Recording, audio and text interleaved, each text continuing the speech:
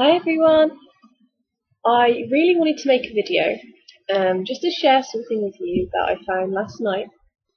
I was on the internet last night searching for ways that other mums had put their babies into their own room, and the one thing that I came across a lot of mums saying is that the only way they got it to work was to let their baby cry it out.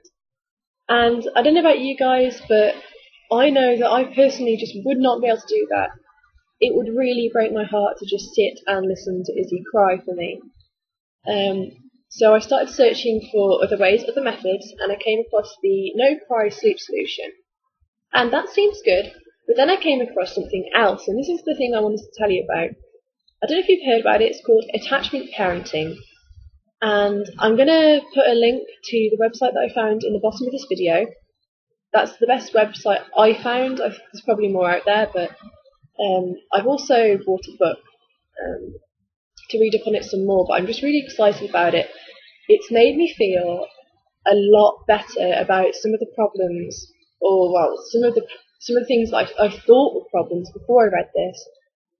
It's made me feel so much more relaxed about her feeding a lot, about her not sleeping through the night, about her not being in her own room, about me carrying her around and hugging her so much. About everything really. It's basically all the parenting methods that Andy and I agree with and already follow, but it just goes more in depth and it helps you understand your baby's mentality and development and what they're thinking, and it also helps you understand yourself as a mother. So the main thing that really stuck out to me was the fact that in the co-sleeping section it states that breastfeeding mothers that co-sleep with their children are less likely to experience SIDS, so sudden infant death syndrome, than those that don't.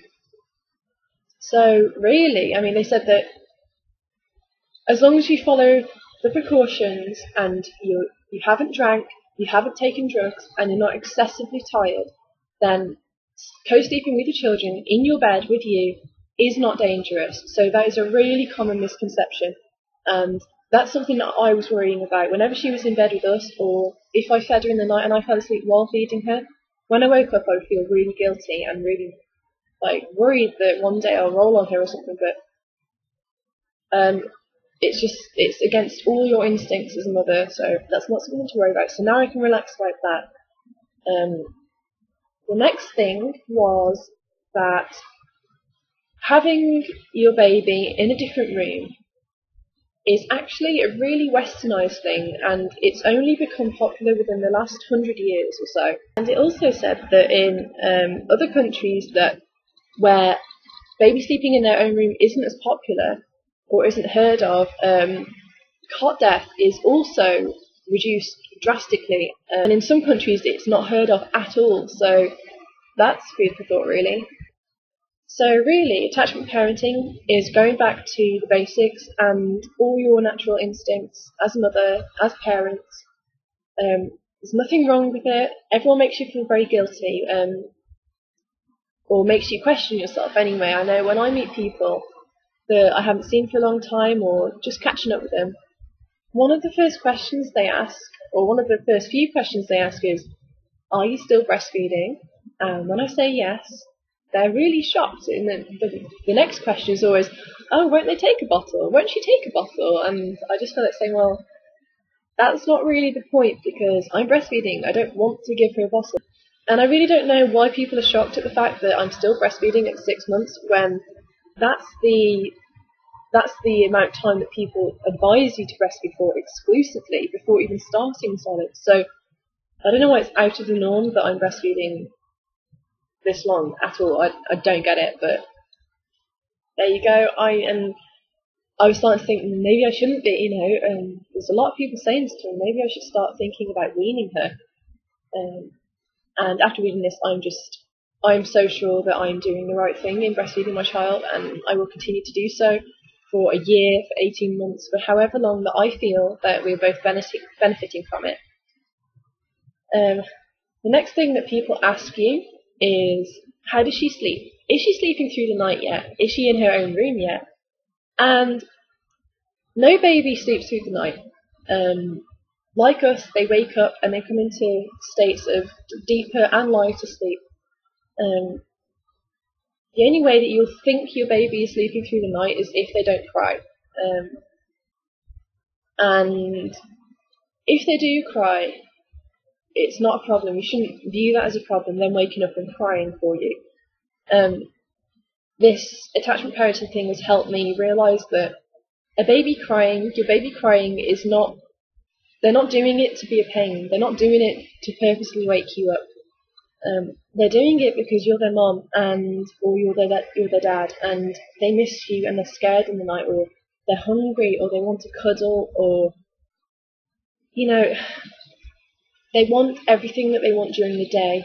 Why would the night be any different to the day? They still need you, and you should still be there for them. And I don't see letting them cry and cry and cry until basically they're so tired they just fall asleep. I don't see how that's beneficial at all. I would rather her not sleep for however long, I just don't want to do that. And as far as the crying out method is concerned, that is not happening ever with us, because after reading something on the website, it said that young infants aren't learning anything from crying out. It's hard to describe what they said. Basically that they're not mentally developed enough to teach themselves self-soothing. You have to teach that to them. You can't just expect to be able to just lay them in their cot, let them cry, and let them get on with it. That's not fair at all. Apparently, children only learn to actually self-soothe when they're 2.5 to 3 years old. So there we go. I don't want people to be offended by this video. All the things I've said is just my opinion, and I feel very strongly about my opinion, but I don't want to put it down on anyone else's. If whatever you do and whatever works for you is the best thing for you, and that is what you should do. But I'm just putting this out for people that maybe are on the same wavelength as me, or have been looking into it a bit more, or are trying to desperately to put their children in their own room. The one last thing I want to say is that some nights Izzy sleeps, and some nights she just doesn't, and we can't figure out why. Last night she slept better, and yesterday, after reading this, I was a lot less stressed about the nighttime routine. And this website actually said that babies pick up on their parents' stress levels, which can affect their sleep patterns as well. So I think that Izzy actually sleeps when I am less stressed.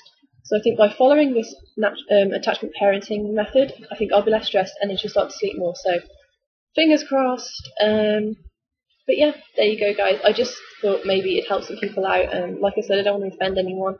I don't want anyone to think I'm against bottle feeding or I'm against babies sleeping in their own room. I nearly gave up breastfeeding, and I wanted to put her in her own room as well, until I read this. So maybe you'll feel the same. I don't know, but I'll see you soon. So bye bye.